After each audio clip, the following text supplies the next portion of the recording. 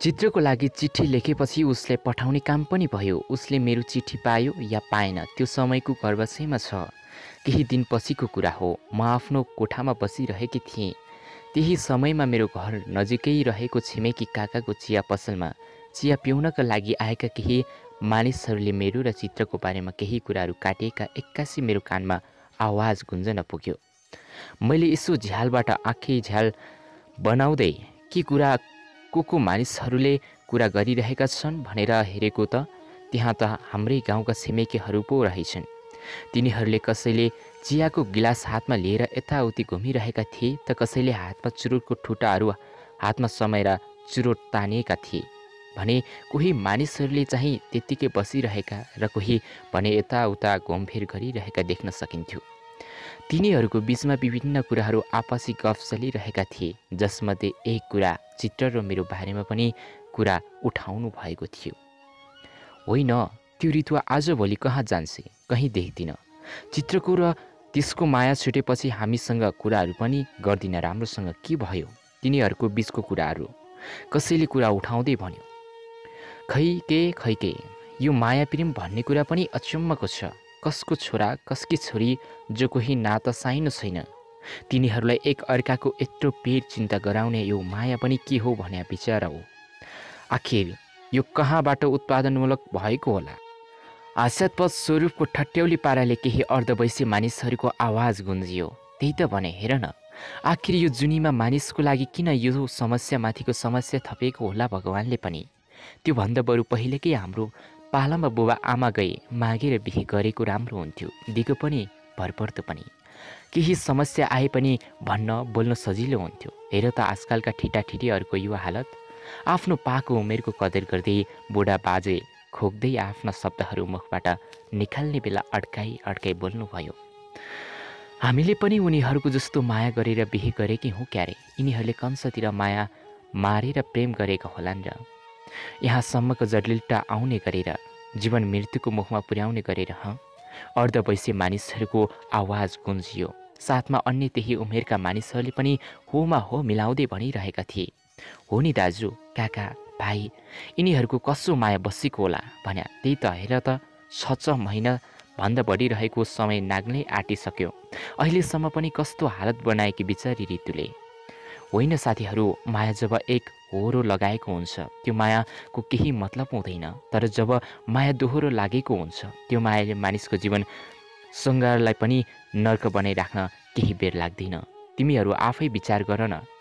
केही सामान होस् या केही अन्य वस्तुहरू जब आफ्नो मनपर्ने खाले छ भने त्यो अरूले लिदिँदा मनमा कहिलेसम्म दाग लागिएको हुन्छ। फलानाले लिएको सामान मेरो मन परेको हो भनेर कुनै न कुनै दिन त भनेरै छोड्छौँ होइन र? केही पाको उमेरको मान्छेको आवाज सबैको सामु बुझ्रियो। एकछिन सबैजसो मानिसहरू चुपचाप लागे। फेरि त्यही बीचमा मनमा केही कुराहरू सञ्चय गर्दै एकजना दाजु बोल्नुभयो, हुन त ऋतुले र चित्रले गल्ती कहाँ गरेकी हो र?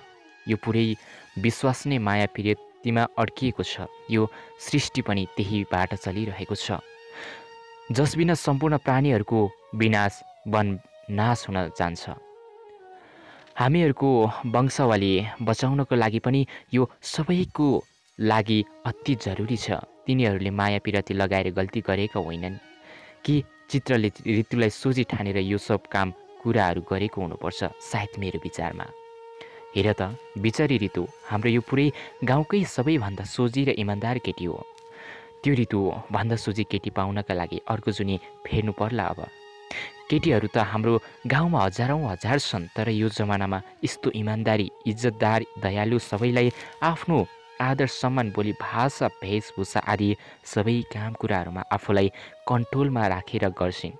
तर त्यो कुरा चित्रलाई पचन कुरा त्यही हो, अरू केही होइन। अब हामीहरूले पनि हेर त कसी केटीलाई बिहे गरेर ल्याएको छ, त्यो सबैको फैसला हामीले होइन, समयले आफै गर्नेछ। गाउँका मुखिया बा चियाको गिलास दाहिने हातमा समाएर सबैको अन्य सामान्य रहेर सबैले सुन्ने गरेर कुरा सुनाउँदै बोल्नुभयो।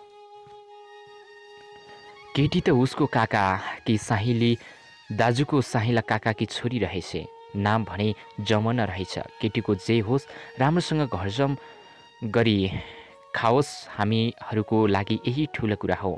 लेखपट पनि ऋतुको र उसको एकै साथ रहेछ। ऊ पनि 12 क्लासमा पढ्ने र ऋतु पनि 12 क्लासमा पढ्ने। तर एकपटक त्यो मान्छेले ऋतुलाई त सोध्नुपर्ने कुरा हो। सोधेन, त्यो चाहिँ ठुलो गल्ती गर्यो चित्रले। मुखिया बाको छेउभन्दा 3मै स्थान पर बसेको अल्लारे ठिटो बोल्यो। जागिर सागिर केही गर्छ कि कस्तो रहेछ त त्यो केटी? घरमा के कस्तो छ खानदानी? केही उमेर ओह्रालो लागेको मान्छेले आफ्नो बायाँ हातको चोर औँला र माझी औँलाका बीचमा च्यापिएको चुरोटलाई एक सरको सरक्क तान्दै नाक र मुखबाट धुवाको मोल्टो लोटाउँदै सोधी खोजी गर्यो। कहाँ जागिर हुनु छैनन्। दाजुभाइ चाहिँ कोही पढ्दै रहेछन्, कोही चाहिँ पुलिसमा जागिरी रहेछन्। जमुना पनि पढ्दा पढ्दै उसको दिदीको कुरा सुनेर चित्रसँग बिहे गरेकी रहेछ। घरमा सबै हाम्रो जस्तै कृषिजन्य काम कुराहरूले नै घरबार चलिरहेको रहेछ। खानदान पनि खासै ठुलो रहेनछ। ओठको माथि भर्खर भर्खर जुङ्गाहरूका रेखी बस्न थालेको एकजना भाइ त्यही बेचमा कुराहरू सुनाउँदै बोल्यो।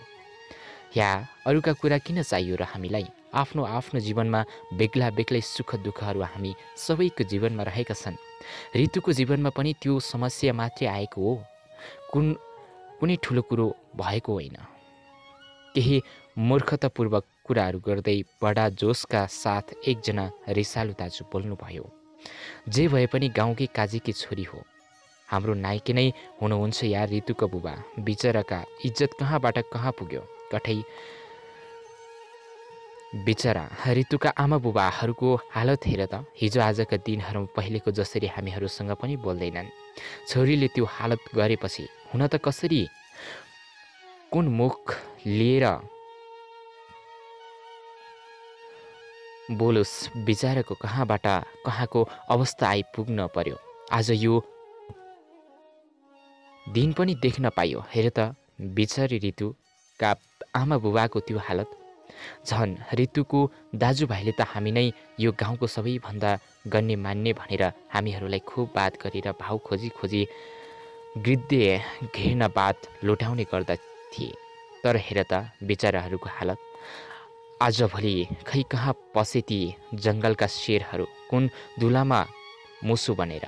त्यही होलमा बसेका केही अल्लारी दाजुभाइ मेरो परिवारको बारेमा र मेरो बारेमा नराम्रो दृष्टिकोणबाट निहाल्दै अनेकौँ थरी थरीका लट्टोहरू काटिएका थिए।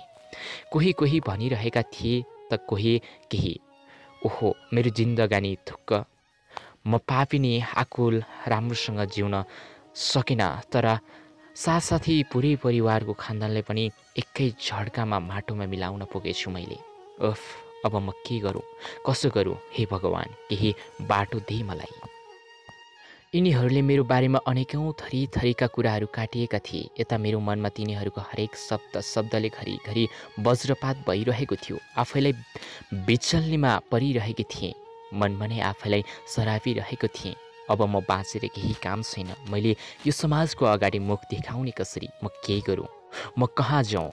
आदि कुराहरूले मेरो मन उथुल पुथुल भएको थियो। चारैतर्फ अँध्यारो नै अँध्यारो देखिन्छ। यो दिनको हो कि रात हो मैले छुट्याउन सकिरहेकी थिइनँ। ओहो, मेरो नसिब ती मात्रै होइन, मेरो र परिवारको अनाभातीका कुराहरूमाथि कुराहरूको थुप्रो लगाउने। कोही अरूले भनेको भरमा कुरा काटिएका हुन्थे त कोही आफै बनावटी भने, कोही चाहिँ छेउ टुप्पाका कुराहरूलाई मिलाउँदै कुरा गरिरहेका हुन्थे।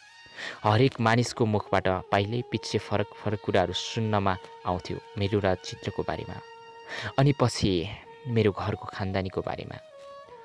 हुन त यहाँ राम्रो मान्छेको पछाडिबाट छुरावाजे गर्नेहरूको कमी नहुने रहेछ। मेरो परिवारले पनि अरूभन्दा केही काम कुराहरूमा अगाडि बढेको देखेर सारा दुनियाँले जलन भएको थियो।